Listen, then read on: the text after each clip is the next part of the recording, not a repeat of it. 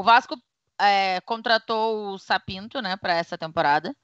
O Sapinto chegou a 11 jogos ontem como técnico do Vasco, o português, e tem só 2 vitórias até agora no comando do clube. Como é que você analisa, VS, o trabalho do treinador? Dá para... Porque também acho difícil fazer uma análise com o pacote completo que tem o Vasco, né? Tem como separar as coisas? Assim, é muito difícil a gente avaliar o trabalho do Sapinto nesse cenário que ele está, né? Assim, só para você ter uma ideia, o Vasco é o time dos times da Série A que mais sofreu com Covid, por exemplo. Alguns até mais de uma vez. Então, isso atrapalha demais. Até outro dia, o próprio Sapinto estava com Covid e não estava podendo trabalhar. Ele chega no meio do caminho num clube que vinha num momento de descendente e que, depois de um ótimo começo, passou a frequentar a zona de rebaixamento.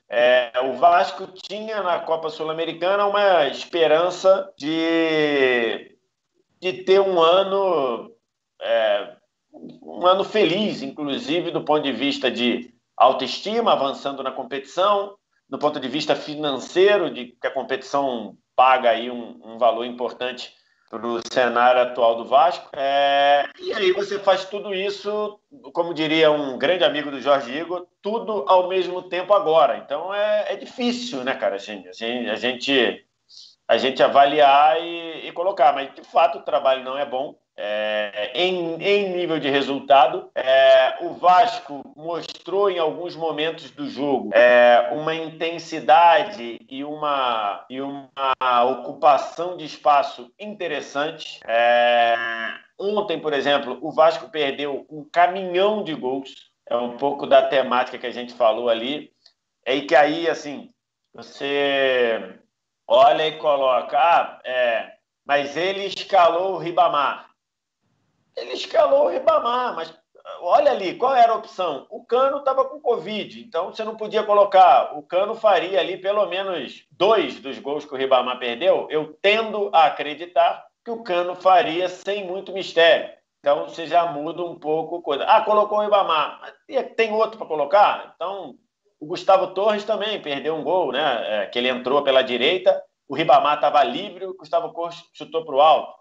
Então, assim, os resultados do Sapinto, do trabalho do Sapinto, são resultados ruins, verdade, com uma eliminação agora, e com o Vasco na zona de rebaixamento. Ainda tem um jogo por fazer, né? Mas já teve 2 e continua na zona de rebaixamento. Mas as condições de trabalho são muito complicadas para a gente apontar o dedo aqui de que o trabalho é bom ou ruim. Por exemplo, muita gente que analisa o Vasco com profundidade diz que o Sapinto tem como prática demorar muito a mexer. Ontem, inclusive, ele ficou bem irritado, né, quando foi questionado sobre isso na entrevista coletiva. Disse pro repórter, me dá o teu telefone, então, que eu te pergunto a hora certa de fazer a substituição. Que aí, assim, a gente sabe que o Sapinto tem por característica ter o chamado, como diria o Mauro Betti, grande frase do Mauro Betti, o pavio curto, né, o Mauro? Então, ele colocou ali. Mas não tô te ouvindo, Mauro Betti, não tô te ouvindo. Só porque eu fui citado, só um adendo. O Sapinto não é aqueles caras que têm pavio curto, eles não têm pavio. Sim.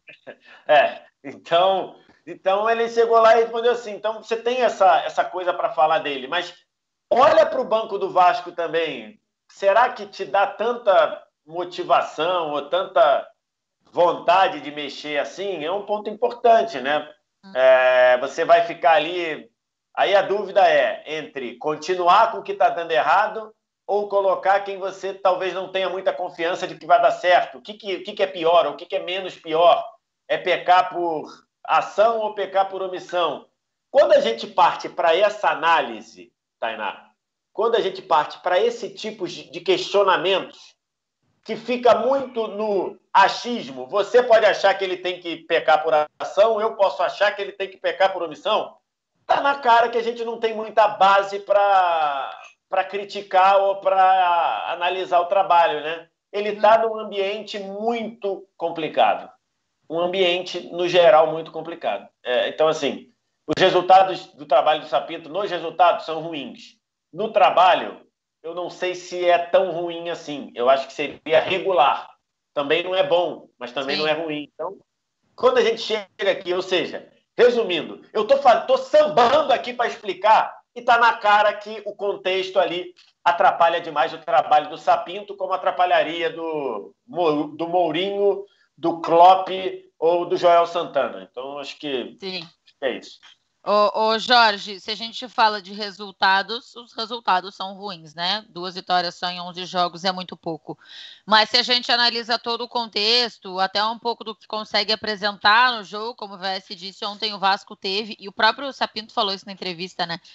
Que o Defensa e Justiça não teve uma chance, né? Teve a que saiu o gol, que ainda tiveram um pênalti, acho que ele até usa a expressão roubado, mas enfim, um pênalti que não foi marcado a favor do Vasco e tudo mais.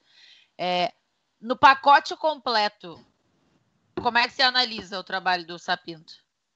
Acho que é um trabalho que está parado, assim, um trabalho que está estacionado, avançou pouco. Eu concordo com o Vitor que é muito difícil ter avanços num clube como o Vasco hoje.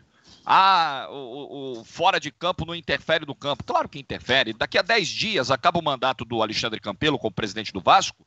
Ninguém sabe quem é que vai responder pelo clube. Ninguém sabe quem é que vai assinar o cheque. Quem vai comandar o Vasco? Se vai ter cheque ainda. Se vai ter cheque, se vai ter fundo, né? Para passar o cheque. Ninguém sabe. E tem uns 10 contratos aí, até o do próprio Ribamar, que foi muito criticado com razão, no jogo de ontem, tem 10 contratos vencendo agora no dia 31 de dezembro, não se sabe quem vai ser o presidente, quem vai tomar as decisões, quem vai assinar o cheque, se vai ter cheque, como disse o Mauro.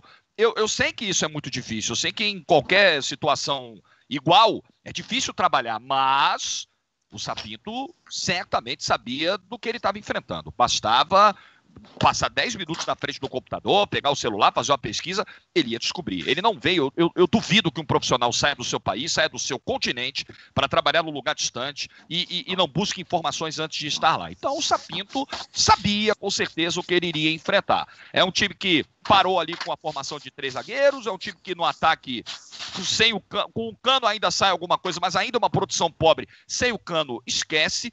O Ribamar, é o que eu sempre tento dizer aqui, né? A gente tem que ser respeitoso com o profissional, sem adjetivações, sem chacota. Não é o meu papel. Não estou aqui para fazer meme com os caras. Mas eu também não estou aqui para inventar análise, para dizer para você algo que eu não vi.